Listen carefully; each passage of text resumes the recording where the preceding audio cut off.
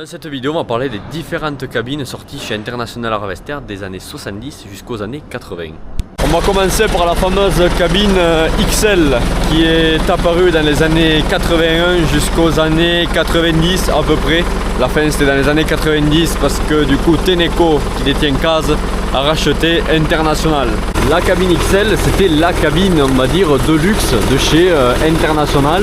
C'était la cabine capitonnée, une cabine également insonorisée. À l'intérieur de la cabine on y retrouve, ça c'est la version de 1984, donc tu avais les leviers de vitesse courts et le 85 avait les leviers longs. On le voit au poste radio, celui de 85 il y a le poste radio là et le 84 il y a le poste radio ici. Sur la cabine XL, ce qui était bien sur les années 85 et pas le 84, parce que le 84 tu avais les distributeurs derrière et sur les années 85 au lieu du 84 qui a tout derrière, tu les avais ici, donc c'était beaucoup plus pratique. C'était la cabine XL qui était un peu plus revisitée pour plus de confort. Petit bémol de cette cabine qui ma foi était même les autres cabines de ces années là avait le problème de la jointure qui durcissait et donc qui fait que c'était plus étanche, donc l'eau passait et venait détruire les capitonnages. Nous on a les capitonnages un peu détruits à cause de ça.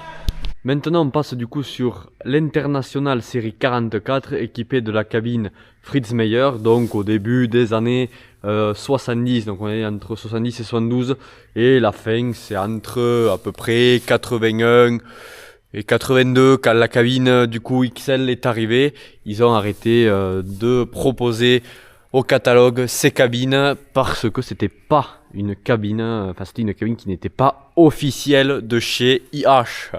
Il y a des années, dans ces époques-là, en fait, à l'époque, les cabines chez IH n'étaient pas standards, n'étaient pas de chez IH forcément.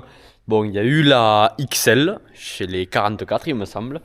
Ils ont bien monté des XL.